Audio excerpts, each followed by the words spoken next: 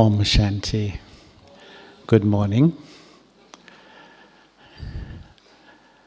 When Sister Pratibha just mentioned about my laugh, I remember once when I was quite new, I was in the courtyard of Pandav Bhavan. I can't remember what happened, but I was laughing quite loudly. And Dada Vishwaratan, who knew Dada Vishwaratan, can I ask? It's one of the original jewels who's up the back here. He came up to me and he said, "Deities don't laugh like that." So I've often remembered that when I perhaps laugh too loudly. It's really lovely to be here, and I always enjoy coming into the unlimited gathering of Baba's family. And I think, as you know, in about an hour, Daddy will join us, which will be really special. And I've been asked to speak a little bit about uncovering blind spots, and I thought I'll share a little bit if we have some time to do a few exercises and even have some questions. Just we'll have to see how time goes. But if I was to ask all of you to examine the back of your head, what would you say? Would you think this brother's a bit strange? Because we can't see the back of my head, but everyone else can see it. And it seems that this is a little bit like blind spots, that parts of my makeup, parts of my personality, parts that I've collected in the second half of the cycle, which I can't see clearly, but are often extremely obvious to everyone around me. And one of my great loves is to observe the journey around the cycle. And my fascination really is that that whole part is sitting within me now. As I sit in this moment, in this hall, my entire story is sitting in my subconscious. But I began in the full bloom of self-respect, the full bloom of purity, the full bloom of absolute joy and happiness. But as we all know so well, as we came down the cycle, especially the second half, I started to accumulate weakness. I accumulated defects. I accumulated impurity. And it became a habit. I wanted to change it, but I couldn't. And it became very uncomfortable, the feeling of my own weakness, my own impurity. So what could I do with it? And so I began to deny it to myself. I began to develop this inner blindness to the reality of who I was. And I think that this began a unique path which we've all followed to a certain extent, which is the path of self-deception. The path where we can't really see the reality of who I am at this moment, but am blinded by all the forms of denial, defensiveness, etc. And I sometimes think that Baba's like the eye surgeon. And Baba comes to restore our sight so that we can see absolute reality, and mostly the reality in myself. And to do that, I really have to begin to accept that even though I'm not that consciously aware, I do have spiritual blindness. I do have blindness in, blind spots inside me. And I think that this journey of this life, sometimes I feel just to be sitting in this hall, takes so much courage. Because this life is peeling away all the layers of self-deception that I've collected along the way. And the hard thing is we're not even aware of them sometimes. It's just that we feel uncomfortable, we feel unhappy, or we feel sensitive, whatever it may be. And that's like an indicator that some of these blind spots are sitting inside of me. And I think that, one of the things which Baba is showing us, and sometimes I think that he's showing us really to look so deep and try to see the whole picture. And sometimes I think, self-awareness is seeing the whole package, my strengths, my weaknesses, my capacity, what I can do well, what I can't do well. In a sense, self-knowledge is to see the whole story within the self. And I remember a scene early in my Brahman life when I was very new. I took birth in London. It was in the mid-1970s. And I began with a very close friend of mine. We began practicing together. And there was a very small centre. Daddy Janki was there at the time. And, we got a lot of attention from Daddy because there was a handful of students. And sometimes, I got attention and sometimes my friend. And there was a period where Daddy was praising him a lot and I got a little bit jealous. And it was a really interesting experience because I could observe myself. You know how sometimes you stand outside and watch what you're going through?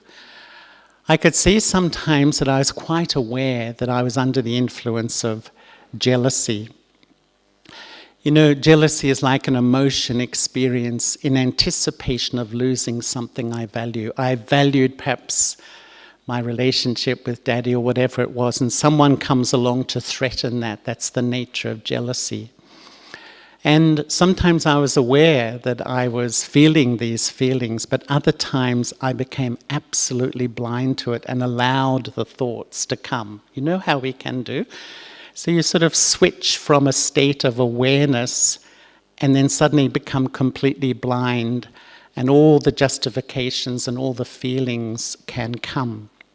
And I can remember quite clearly thinking, if there's anything I want to do in this Brahman life, is to see the reality of who I am and remove the veils of self-deception and denial so that I really know myself, both the things I have to transform, but also, the original beauty.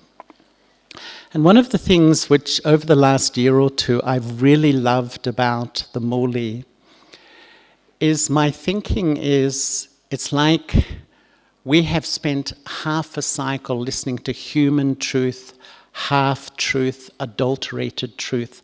We now have absolutely pure truth. God has come to give us pure truth. And Baba is telling us, his perception of everything. The one who's never been influenced is coming and telling us how he sees life, how he sees death, how he sees relationships. And it's like Baba allows us to look through his lens. And in a way, becoming knowledgeful is beginning to look at life through the lens that Baba has. But his lens is one of the observer. And it's something which, we hear so much about, but I've been thinking so much about the ultimate state of a knowledgeful soul is to be 100% the observer of the scenes of drama. And if I become the observer of the scenes of drama, it's like that's a detached observer. Or of others is like a benevolent observer. You know how I think Baba sees everything. He sees the whole package in me. He sees my strengths, he sees my weaknesses, he sees my story. But Baba remains absolutely benevolent. And this is what Baba really wants of us too. But for the self, I think I need to be an honest observer. And I would say, we're all Brahmins for how many years? Many of us 10, 20, 30, 40 years. How clearly do I see myself? How clearly do I know who I am? How clearly do I know my strengths, my weaknesses? Really, how much am I clear about my part? Do I have an objective view of myself? Do I have like an emotional view of myself? Do I carry illusions about myself? What I think, fantasies, what I'd really, like to be. How do I really see myself? Because Baba has given us this lens to see truth and to really see with clarity who I am. And what I've observed in myself is that there's different states of blindness. I don't know whether... There's a partial blindness, I would say. A partial blindness means I can see a little bit. And I can see my weakness, but sometimes I think we all have had the feeling that when you see your weakness, sometimes you can feel hopeless. It makes you feel hopeless. I'm making effort, I'm a Brahman, I follow all the principles, and I'm still like this. So a sense of hopelessness can kick in. So the anecdote for that, go back to the blindness once again. Deny it, avoid it, just pretend in a way it's not there. So partial blindness, I'm sometimes a bit aware, but sometimes unaware. Then there's like a blindness, I would say, when I feel perhaps a bit unhappy, I feel a bit confused, a bit afraid, but I just can't put my finger on why. I'm feeling something, and sometimes I'm analyzing why, but I can't get to the root of it. And I think the reason is because I'm still a bit afraid to really look at it deeply. Then I think there's not only partial blindness, if I can say, or blindness, there's a complete state of blindness. And I think that's also when I feel a bit unhappy, a bit confused, a bit afraid, whatever it is. But I can't see my part of the problem in any situation or with others.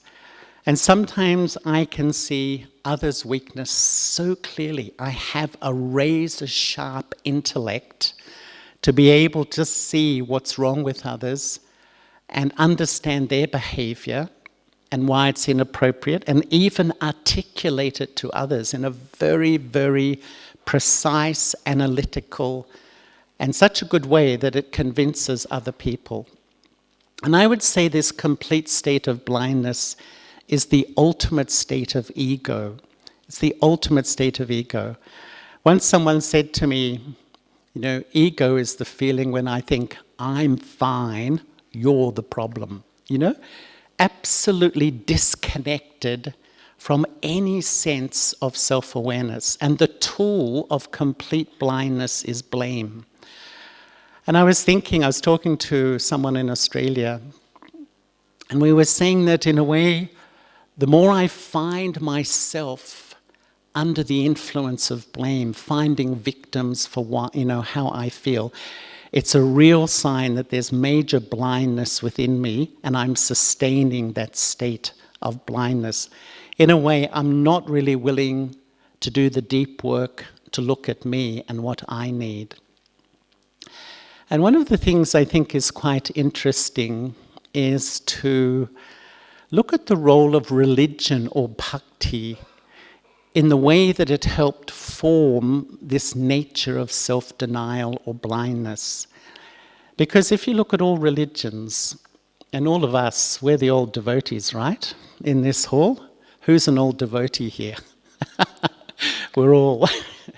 We've been down on our feet and, our knees for a long time. And I think that what did we do?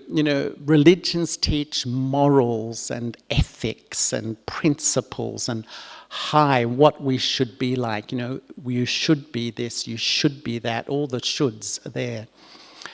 But religion never acknowledged the dark side of the human soul in the second half of the cycle. There was never a place for it, so it was suppressed, We just pushed it down. To the point that sometimes it's like we have two personalities. One is the personality which I show the world, which can often be very light and friendly and warm and sweet. But there's another personality sitting inside of me, another set of thoughts and feelings, because it's not acceptable to show to others, so I keep it inside. Sometimes a lack of confidence, sometimes perhaps my fears, sometimes passive anger, that anger that's not really shown outside, but it's sitting there, a real sort of anger, resentment. Sometimes lustful thoughts and feelings. I'm not going to show those to others, but they're sitting there. Guilt or shame, those sort of things are sitting in the soul. And so it's like we didn't want to acknowledge them, so they're sitting there, and often we became blind to those things. We suppressed them and became blind. And then I think psychology came along, I don't know how long ago, 100, 200 years ago, and they started to say, let me look at the dark side of the soul. Let us acknowledge the dark side, that we all have impurity. And rather than remaining blind, let's lift the covers on the blindness and see what is sitting. But often just get so caught up in indulging in self-analysis and what's wrong. But I think Baba is teaching us a spirituality where he's saying, children, become very honest, that we all arrive at Baba's doorstep with impurity, and sometimes we're not even aware of it. We have our blind spots. But when we're really honest, and, how can I really start to learn what those blind spots are? How can I actually begin to uncover them?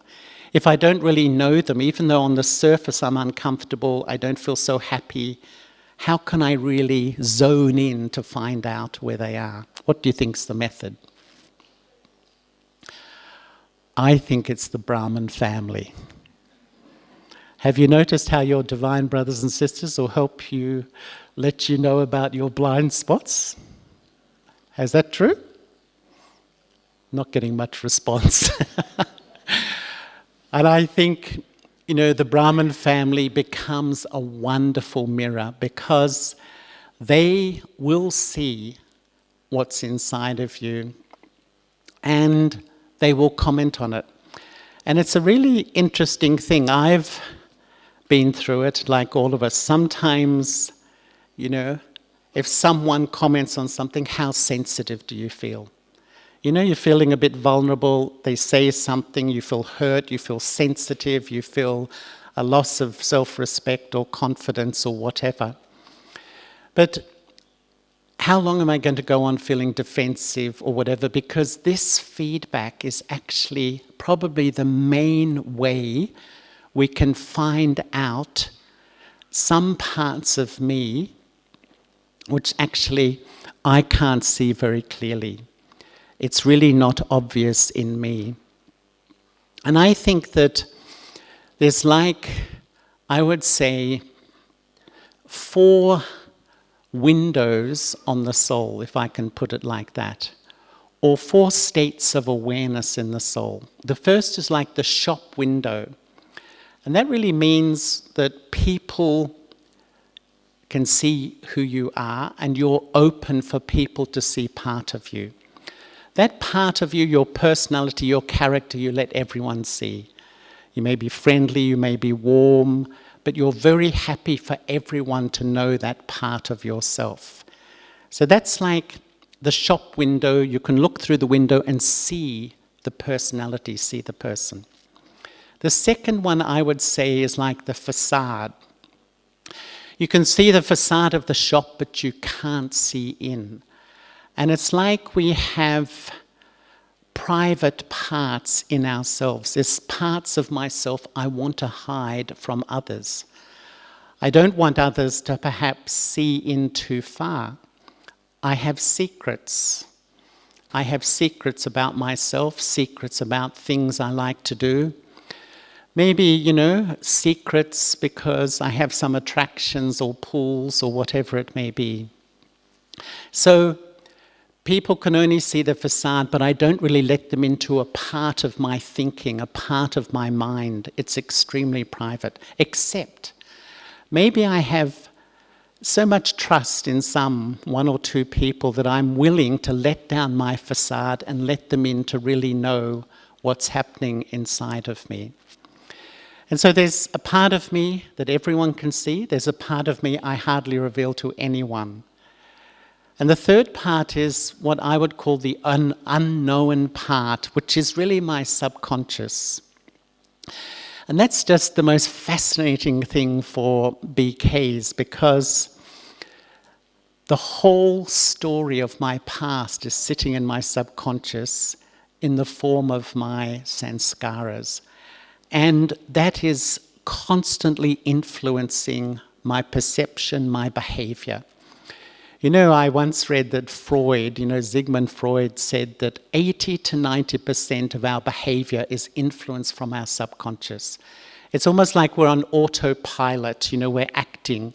But then Baba comes to give us a knowledgeful intellect, and we start to edit what sort of things, what sort of behaviors are appropriate, and what sort of behaviors are not appropriate.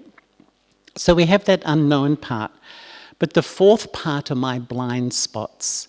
So there's a part I show the world, a part I keep private, a part that's really unknown to me and others because it's my subconscious. And though as I start to learn, I start to learn more about my sanskaras and my subconscious. But there's the blind spots. And the blind spots really I can't see, but everyone else around me can see. They can see my preferences, my dislikes, my habits, my prejudices, whatever it may be. And I think so much of the spiritual journey, our life really of change, is one, starting to heal that subconscious, what is in the unknown, with Gyan and yoga. But I would say also, secondly, these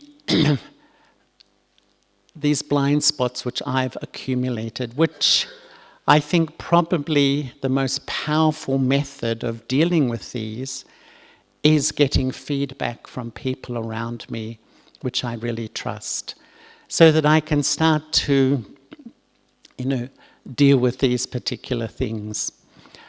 And how can I tell I have a blind spot? Because if I'm blind to it, how do I even know it's there? I would say something I feel very sensitive about, or I find myself being very defensive. You know how you can be, something happens, I feel very defensive, or just plain uncomfortable. It's revealing that something in me is sitting below the surface, which perhaps I haven't really put my finger on. And when there's repetitive outcomes in situations, like sometimes we say, it always happens like this. A situation goes wrong or a relationship goes wrong, and I say, I don't know, every time it always happens like this, because in a sense, it's leading me, it's like tracks that are beginning to show me where my blind spot is, because I have an aim for something, but it ends up going wrong, or something's not working, or it's not right. But I haven't really understood why, because my blind spot is interfering and affecting me, so I can't really see what is going on inside. And I think especially in relationships, someone once said, we often have the same relationship with different people. Meaning the same things keep happening. I move from one center to the next center and the same things begin to happen. I'm in the workplace and the same sort of things begin to emerge in relationships. But I perhaps don't put two and two together, that it's a pattern or maybe a blind spot within myself, which I'm not really seeing. And I think that it's, sometimes perhaps I think I have a perception of who I am, but others have a different perception. And even Baba has a third perception, I would say, too. And so I see myself one thing and others see me as a different thing. For instance, I might think that I have a nature to include people, to involve people, but others don't see it like that. They don't feel I'm really like that. I feel I'm the sort of person that, or others see me as a person who's quite dominating and controlling, but I don't see myself like that at all. I see myself differently. Others feel I don't listen, but I feel I'm listening. Others feel I don't really give them love and respect, but I feel I am. So there's a sort of a disconnect from what I'm seeing about myself and how others are seeing me. And this is perhaps showing me that there's some blind spots there. Not to feel heavy about, not to feel bad about, but this is a part of our journey to really learn. And when I see that how others see me is quite different from my own self-concept, I think this is the real indicator. If I reflect, people say that I am like ... If I agree, it's like maybe I'm starting to learn, yes, this is the way I am. But if I disagree and I say, no, it's strange, that's not what I'm like, that's incongruent, perhaps I have a wrong concept of myself. I don't see myself as I am. As we know, everything is perception, So my perception of myself, how I'm seeing me, is different from how others see me, and it's really different how even Baba sees me too. I'm trying to align myself more with the way Baba sees me. And I think this is where blind spots lie, that when there's an incongruence from the feedback I get from people to the way I feel, and it's not that easy to get. Is it easy to get feedback from people? Is it easy? I'm getting one no from... It's not that easy. You need a lot of self-respect. And yet, I remember one person saying the biggest change in his life was when he started to genuinely listen to feedback without feeling hurt, sensitive, insulted, or disrespected, because then you're really beginning to see clearly what I need to do and change. But for me, when I've reflected on my Brahman life and my own spiritual journey, there's probably two huge blind spots which I had, and I think most of us have as a part of this journey. And it's a double blindness, which I think is probably one of the main things that holds us back from stepping into really who I want to be spiritually. The first one is my ego, and my ego refuses to see my weakness.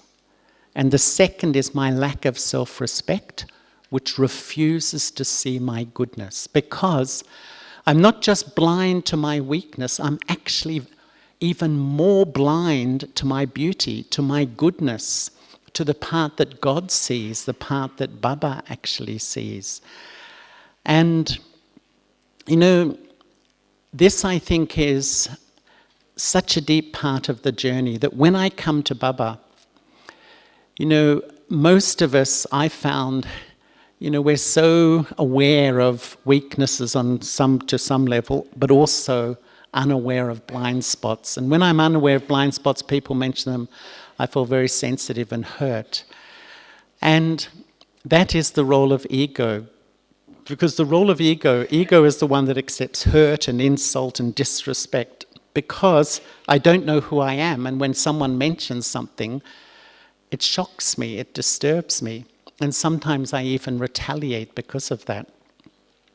But I would say the main blindness is of my own greatness, my own beauty, my original true self. We hear it intellectually, we teach it to others, but how much have I truly embraced who I am as an 84 birth soul, as a deity soul, as an angel? How much do I identify with that, or am I still, after so many years of Brahman life, in denial of that blindness? Because I think what I've seen sometimes is that as I start to have the courage to, see my blind spots, my weaknesses, the beautiful thing that begins to happen is that I start to see more of my beauty as well. I remove the blindness which I have to my beauty.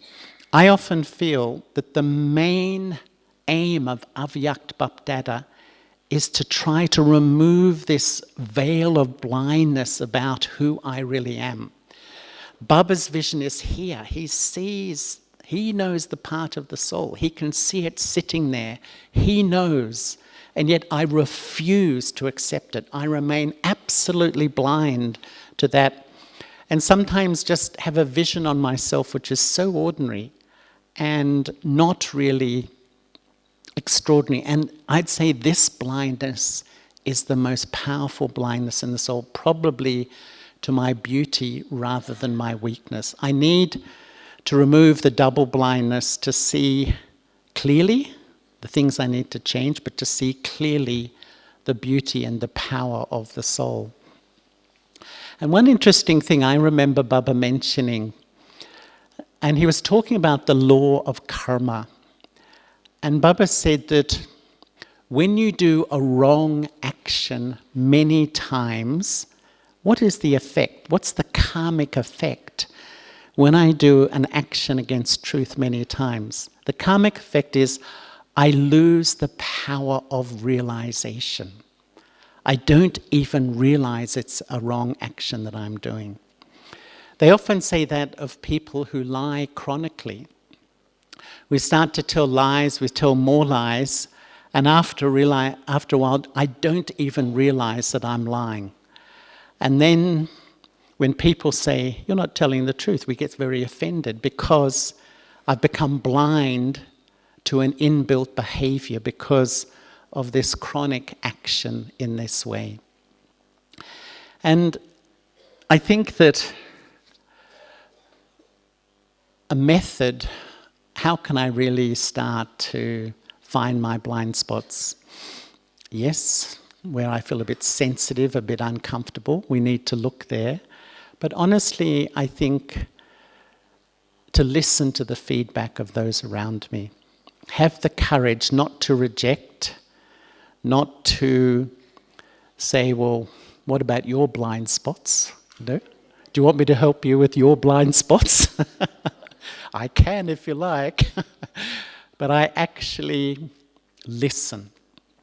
And I listen to learn rather than my ego sort of feeling hurt and upset and all that sort of thing. Because it's absolutely true. Sometimes some feedback has an agenda from one or two individuals. But if I'm getting feedback from many people about something, there definitely must be some truth there. And it's like showing me the pathway to identify a weakness within myself, a blind spot within myself.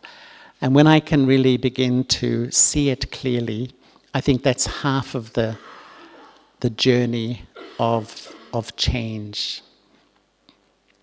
So I'm looking at the time, and what I'd like to do is just a little reflection with everybody. Is that okay? And I'm just going to do a little bit of reflection. And if you have a pen and paper, I'm just going to ask a few questions, and if you just want to write. If you don't have a pen and paper, if you just want to think, that's okay, just for a few minutes. And I don't know if maybe we just keep the lights on, but I'm just going to speak some thoughts, and if you just want to write spontaneously. Just write spontaneously. Don't think too much. Don't analyze too much. Just going to ask some questions and a few prompts just for a couple of minutes. And if you can just write or think. Is that okay? Is that okay? I don't know whether we've got any music up in the bio box. Maybe not. That's okay. Now, I just really want to ask a few reflective questions. So I'll maybe just speak a little bit like a commentary, and if you just want to write as thoughts come in your mind. Just let me reflect.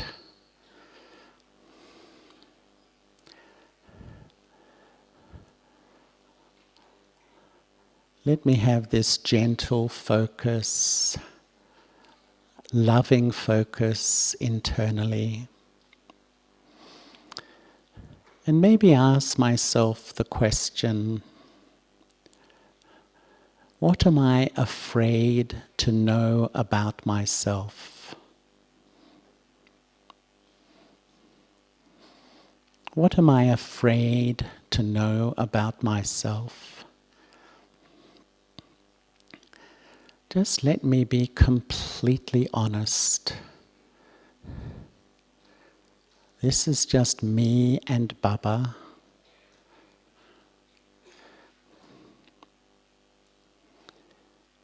If I look deep, what am I afraid to know?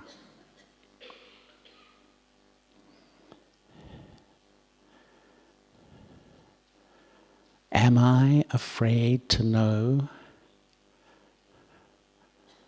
that others don't like me or even reject me? Just write, just don't think too much, just write.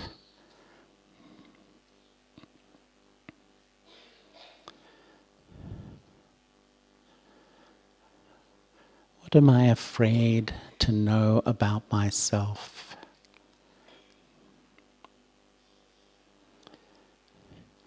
Is it that I feel I'm not as confident as I look?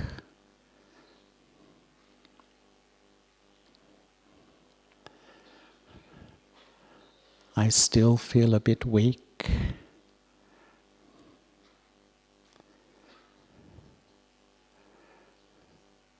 Or even very sensitive. Just go deep and think, what am I afraid to know? What do I avoid knowing about myself?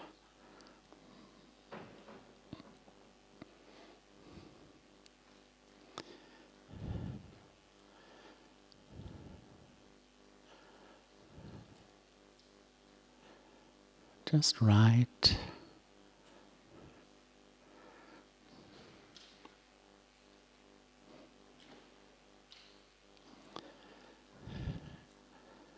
Am I afraid to know how beautiful I am?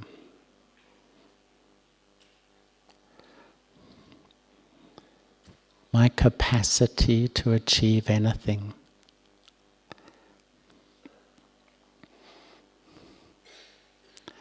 How loving and caring I can be.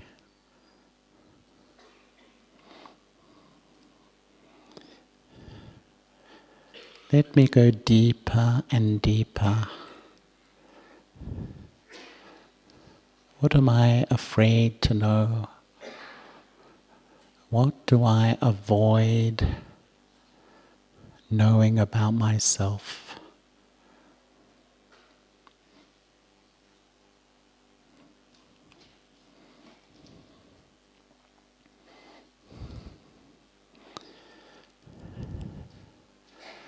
Just reflect.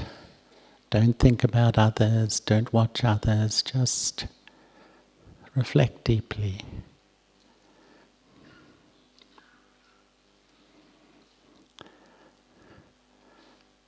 And secondly, What is the thing I least want to accept about myself? Second question. What is the thing I least want to accept about myself?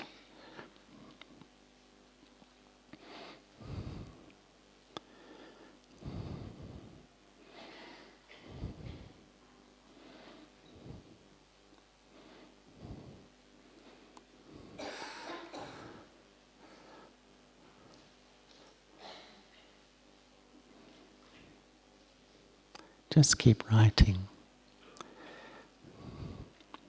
Is it that maybe I still take my self-respect from my role or my responsibility?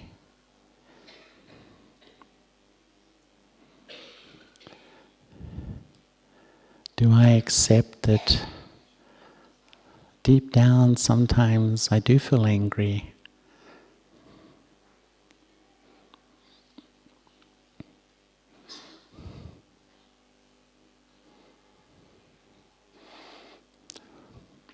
What is the thing that I find hard to accept about myself?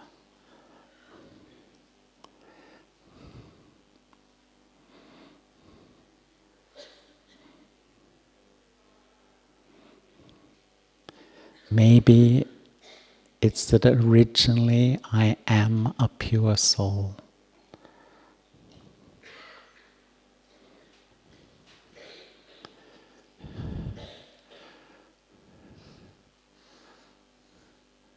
Do I accept that originally I'm completely lovable?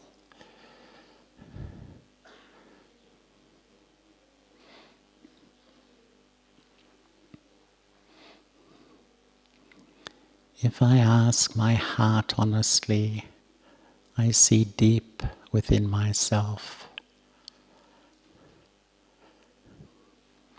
I begin to uncover some blind spots.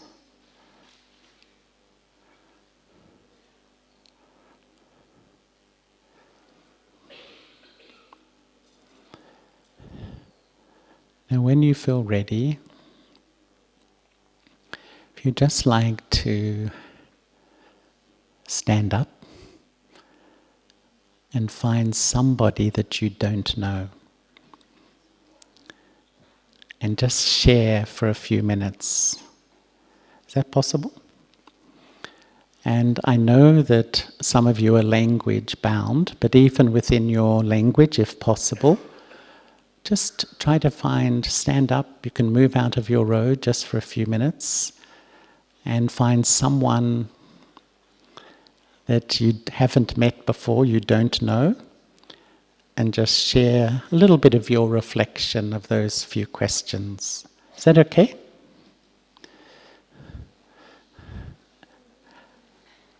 Please. You can leave things in your chair because we can return to the chair because Daddy is coming soon. Please try to find someone that you haven't met, someone different.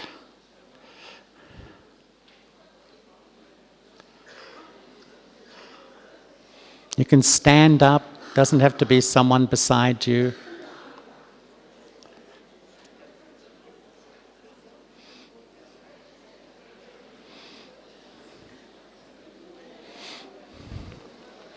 Not many have left their chairs.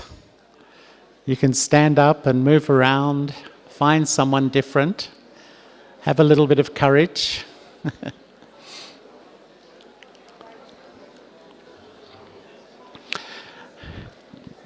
And after this, if you have any questions, we have a little bit of time for questions.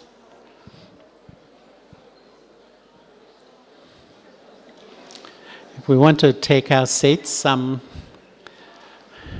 not sure when Daddy will come, but I think it's soon.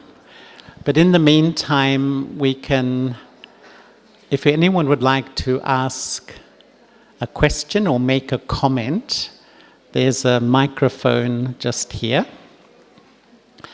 And I just want to ask, who met someone completely new? Can I ask? Ah, well done. That's great. Congratulations. So, Would anyone like to? I think the conversation's continuing. Yes, Matt's. There's a microphone just here, and if anyone else wants to, please come. You're welcome. So my question would be, you say that feedbacks might be one of the most powerful tools for progress, but actually in almost all the classes we hear a kind of that the time is over to give unwanted feedbacks. So, should I give feedback to someone? Should others give feedback to me? Actually, sometimes I think we should be more open and share our feedbacks with each other, but that's not what's recommended. The classes we. I think, there's feedback and unwanted feedback. There's probably a difference. There's absolutely no doubt, I think, that relationships are such delicate things that if over a period of time we build up trust, there's a relationship of trust where you can speak what you feel you need to, and the other party can as well. I think it's such a healthy thing for self-progress, but how often can that happen? Or I make a decision that I really want to change. Because as I was saying, one person said to me, honest feedback from people close to me was the biggest method for me to really change myself when I heard some things. But we do need courage to do it. And I think that, the time is such, that, we can get different feedback, and there's sometimes some people can observe you, but they have an agenda. They feel, their feedback comes with some hurt or some anger or some negativity. I feel it's possible to have such a knowledgeful state where you know what feedback is really useful and what feedback is based on someone else's stuff, if you know what I mean. And, sorry, it's traffic control. From what I understand, Brahma Baba gave very clear feedback to children.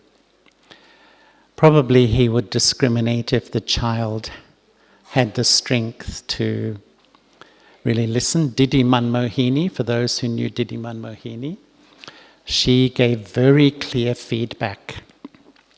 But it's the intent,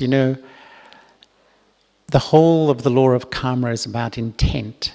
And if the feedback is given with even a little bit of anger or resentment or hurt or whatever, it won't be really effective. But if the feedback, if it's really there with love, with deep love and a feeling of helping somebody, that feedback can be really beneficial. I've had feedback from our seniors. I've had this happen. Who's had this happen in their Brahman life? Some are putting both hands up. But when you think about it, it's made you so aware of some aspect of your personality that either you knew or you were careless about, or you actually, you were blind to. So I do think it's more the intent behind it. But if we have, one, the openness to listen, and two, the courage to listen and not get over the sensitivity. Another thing I heard also about Brahma Baba was that, he used to say feeling is like flu. He just wasn't interested. If children were sensitive, he used to say you've got a baby intellect, And so sometimes I think we just have to become a lot stronger. Now, I think Daddy is coming, Maureen, is that right? So, Okay, well, thanks so much, everyone. I'm going to leave here and let Daddy come. So maybe if here she comes.